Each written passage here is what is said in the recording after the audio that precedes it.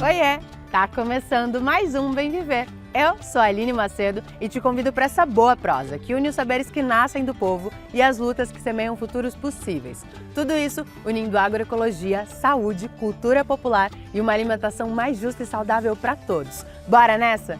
Tecnologias populares mostram como a criatividade coletiva pode transformar realidades. No embalo das festas juninas, tem canjica e pinhão, receitas cheias de afeto e memória. Na China, o incenso tibetano mantém vivo o saber transmitido por gerações.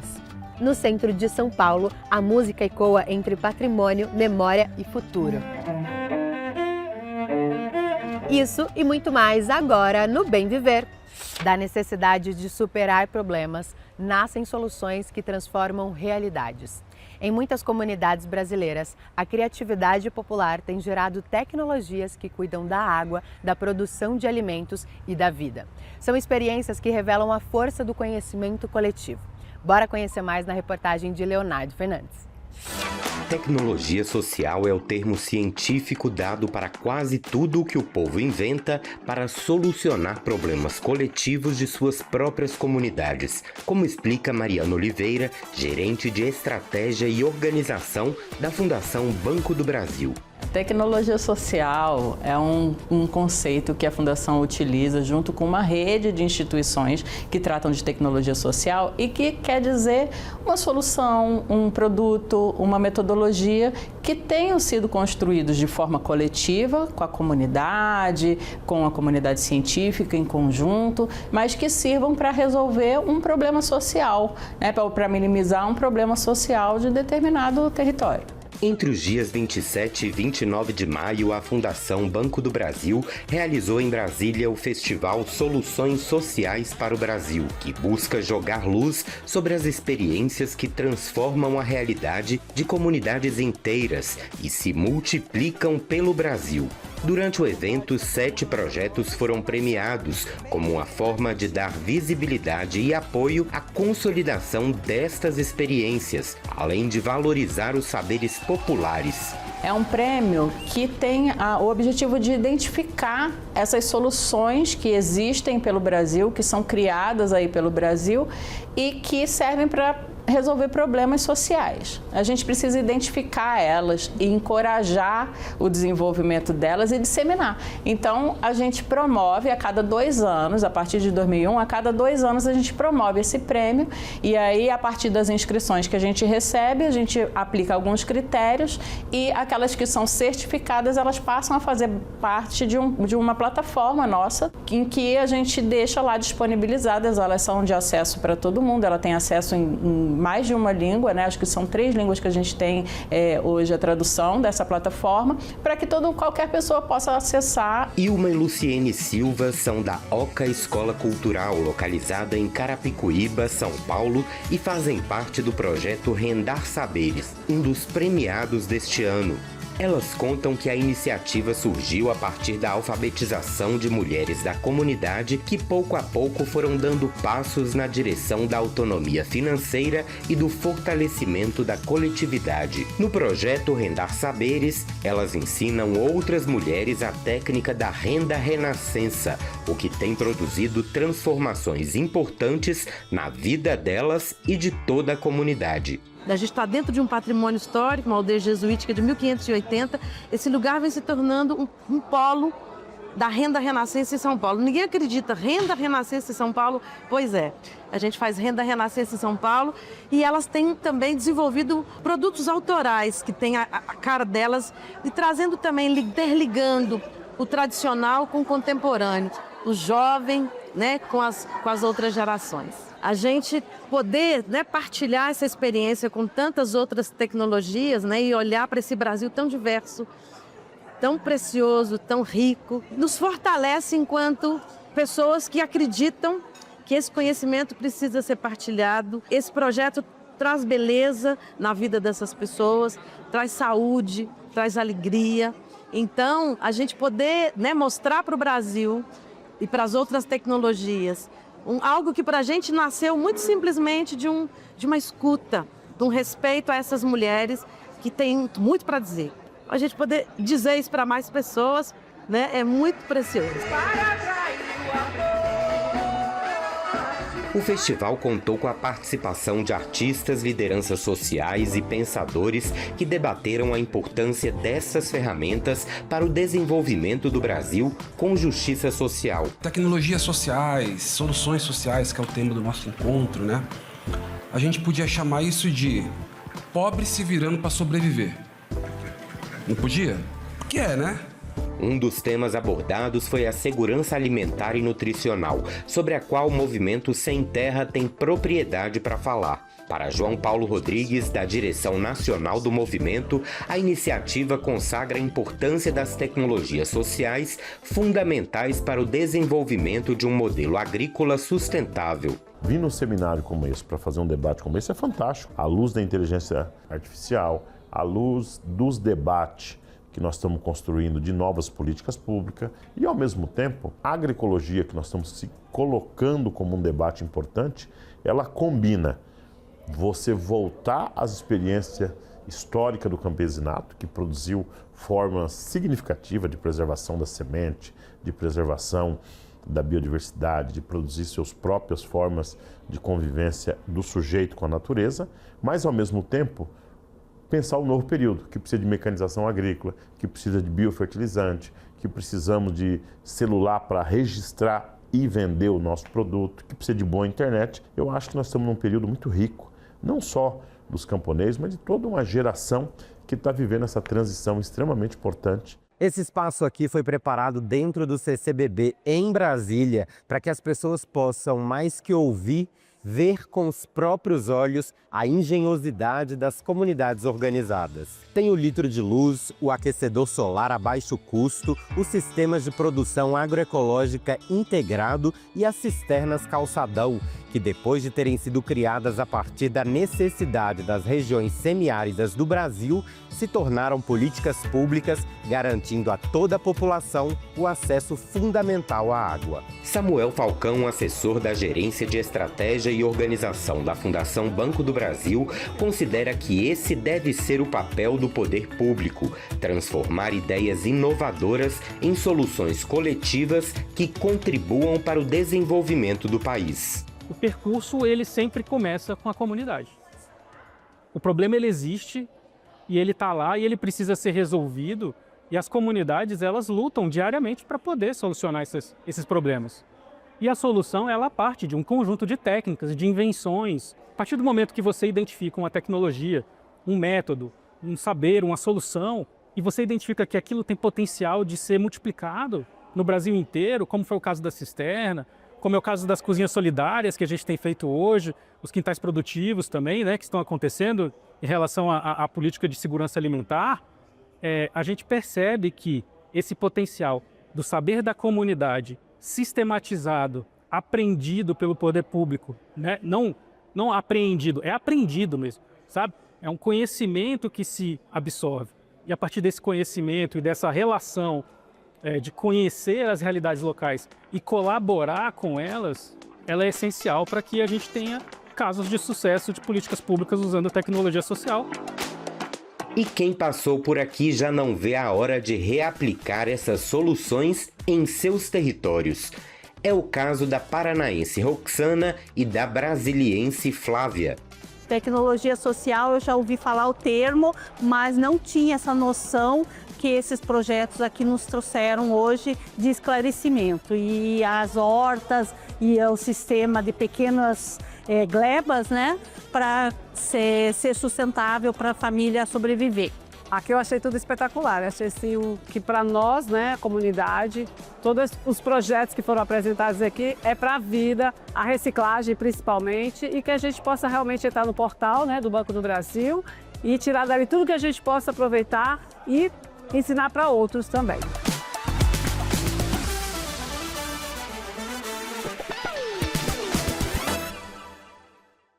Assim como os saberes populares, as receitas tradicionais também guardam histórias, memórias e afeto. E nesse mês de julho, elas ganham lugar de destaque nas mesas e nos arraiais espalhados pelo Brasil. A nossa chefe Rema Soto vai nos ensinar duas receitas deliciosas, com gostinho de afeto de festa junina: canjica e pinhão. É com você, Rema.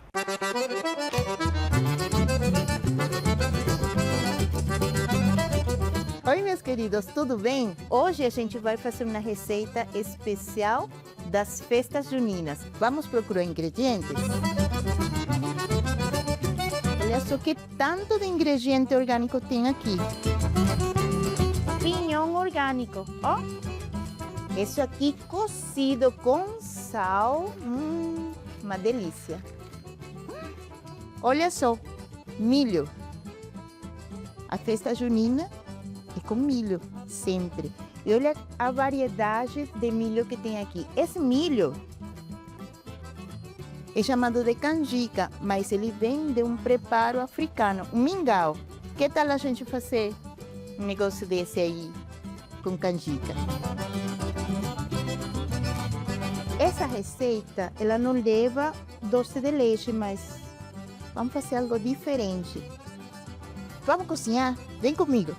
Pinhão. Para essa receita, você vai precisar de pinhão, 1 litro de água e sal. Nosso preparo é simples, só que tem um detalhe. A gente vai fazer um cortezinho aqui antes de cozinhar, para depois descascar com facilidade. Desse jeito aqui. Coloca a parte plana, para ele não escorregar, e só. Em todos eles, e aí vai facilitar nossa vida depois. Prontinho. Panela de pressão, água até cobrir eles e sal. Bora? A gente cocina na pressão por aproximadamente 30 a 35 minutos. Enquanto nosso pinhão fica pronto, vou te ensinar a fazer uma canjica com doce de leite. Para essa receita, você vai precisar de 500 gramas de milho de canjica, 1 litro de água, 1 litro de leite integral, 240 gramas de amendoim torrado sem casca, um pau de canela, 350 gramas de doce de leite e um pé de moleque. Para fazer essa canjica, a gente deixou de molho por 24 horas o grão. Aqui, ó. O próximo passo é a gente escorrer essa água e colocar na pressão com água nova. Panela de pressão, água até cobrir e a gente leva ao fogo também. Bom? Aqui são 30 a 35 minutos e a gente abre e testa o grão. E aqui nosso pinhão já está na pressão, mais 30 a 35 minutos, tá bom? Vamos ver? Prontinho, ó. Molinho, que delícia.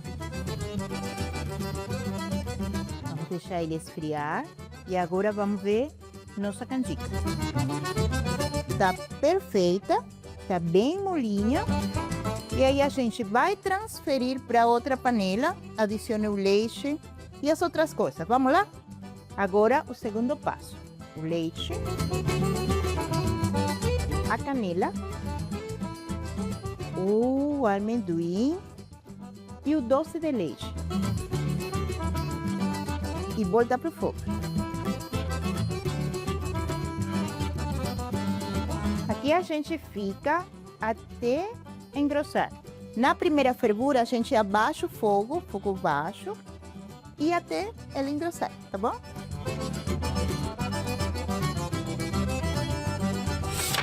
Gente, olha a cremosidade aqui, a gente já tá prontinho. Vamos servir? Delicinha!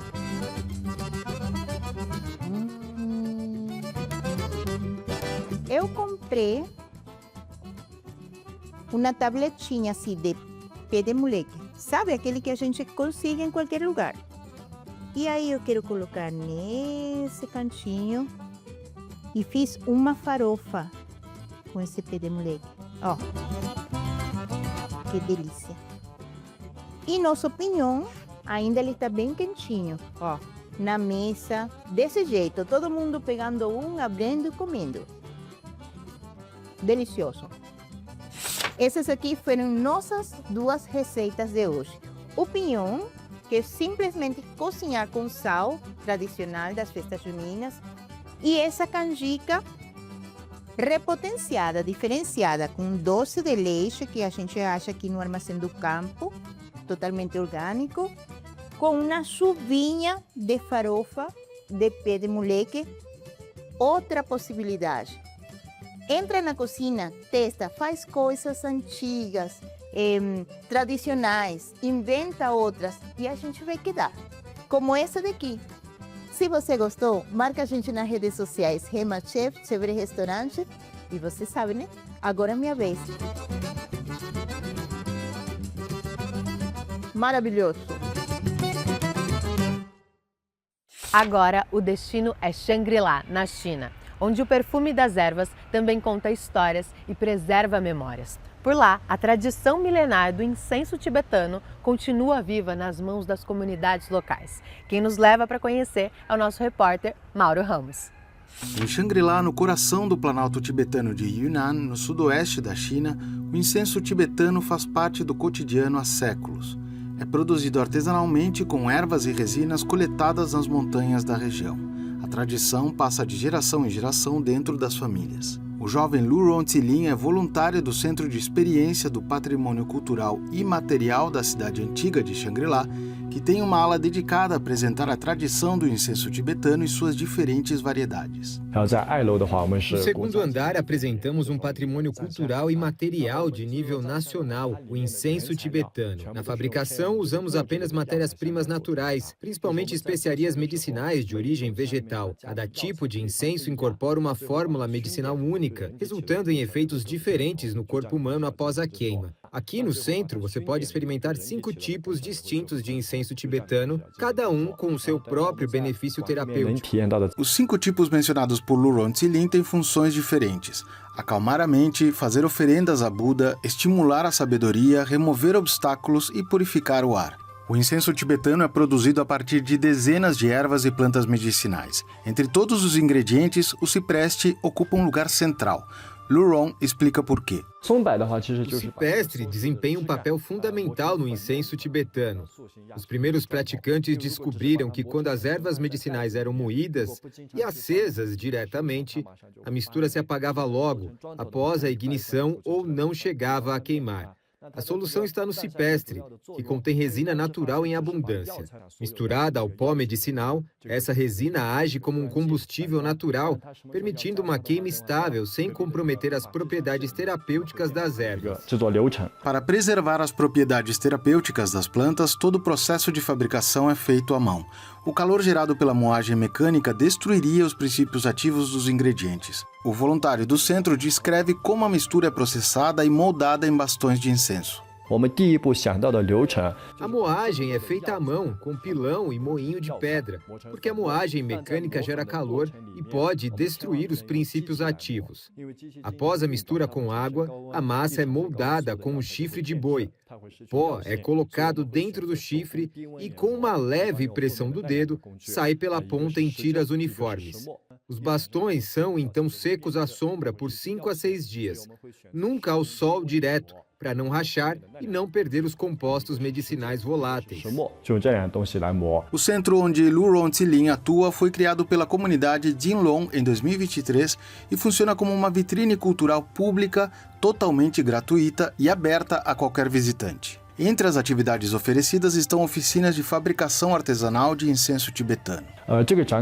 Este salão é, acima de tudo, uma iniciativa da nossa comunidade Jinlong, um espaço educativo público e sem fins lucrativos criados dentro da própria comunidade. Os visitantes podem entrar livremente, sem precisar comprar ingresso. As pessoas que trabalham aqui, incluindo nós mesmos, não são funcionários profissionais. Somos todos voluntários de diferentes áreas da vida que se unem para ajudar a administrar o espaço. A principal fonte de financiamento vem do apoio governamental. Ao longo dos anos, Shangri-La recebeu mestres de outras regiões que se estabeleceram aqui e ajudaram a consolidar essa prática no território. Em termos da transmissão do conhecimento, ela é principalmente familiar. Mas há também alguns mestres que vieram de outras regiões e se estabeleceram em Shangri-La para desenvolver a sua prática, contribuindo para a continuidade dessa tradição. Ainda assim, a linhagem familiar continua sendo a forma dominante de transmissão.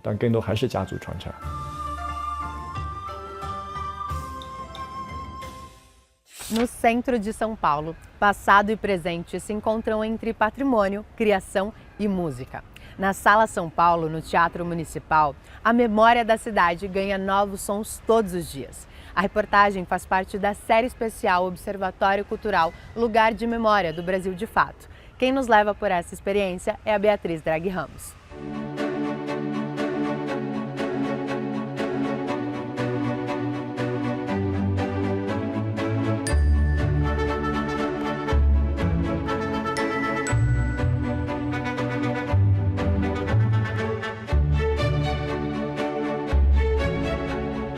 O centro de São Paulo permanece como um dos principais territórios da música e com a música de concerto não é diferente. Reunindo tradição, patrimônio histórico e circulação cultural, espaços como o Teatro Municipal de São Paulo e a Sala São Paulo atuam ativamente na manutenção da cena clássica paulistana e na aproximação de novos públicos da chamada popularmente de música clássica.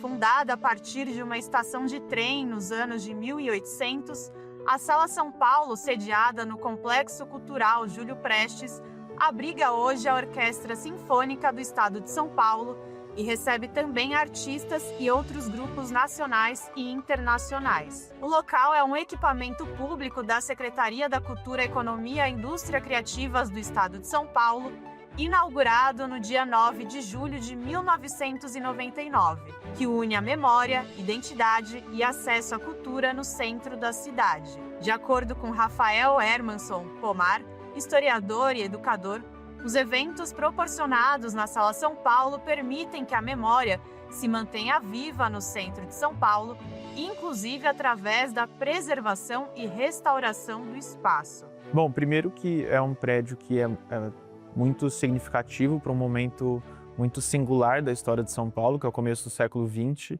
Então, ajudar a preservar esse prédio, enfim, investir em restauração, em conservação desse espaço, é também conservar essa memória da cidade de São Paulo, das pessoas.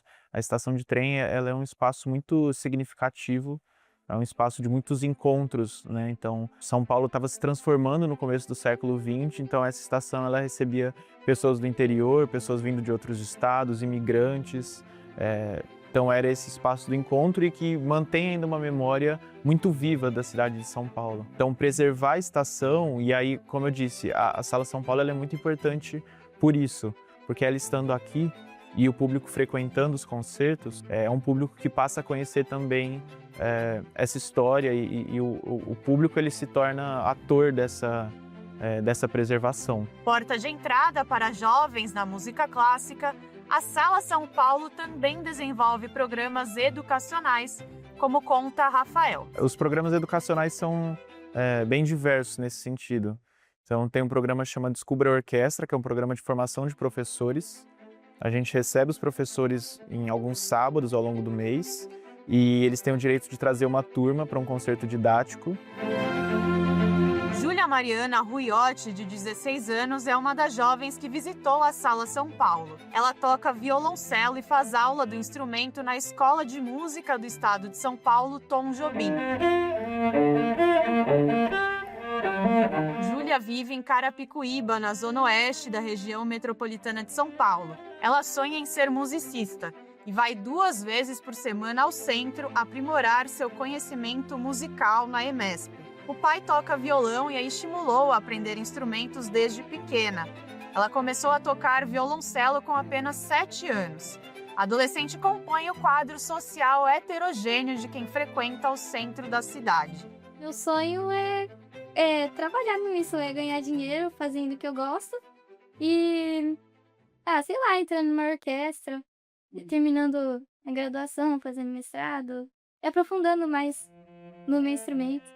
A música clássica, a gente não escuta música clássica no dia a dia, né? Tipo, a gente normalmente escuta, no máximo, MPBzinho, mas normalmente a gente escuta rock, funk, essas coisas que estão mais enraizadas na nossa cultura, né? Mas não a música clássica. Então eu acho que eu só consegui mesmo me aprofundar na música clássica, consegui gostar da música clássica depois de um tempo tocando música clássica, né? A poucos quilômetros da Sala São Paulo, o Teatro Municipal, localizado na República, também é mais um dos símbolos da música clássica na cidade e no Brasil. Inaugurado em 1911, o local foi inspirado em grandes teatros europeus, como a Ópera Garnier, em Paris.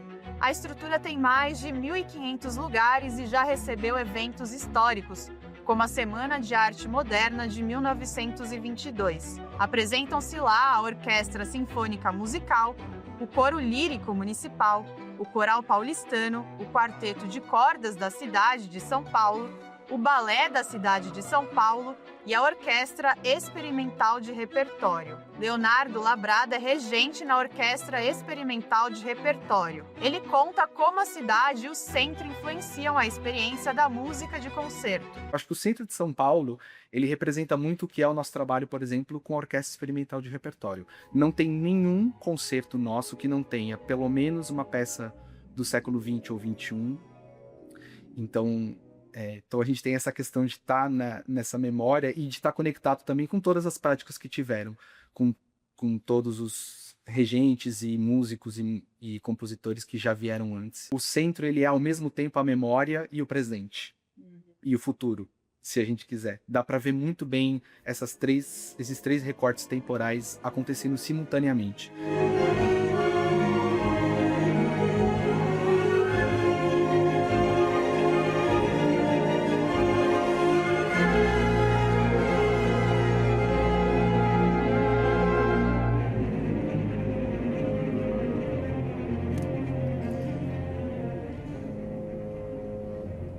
Muito legal, né? E para você ver essa série completa, é só acessar o site do Brasil de Fato.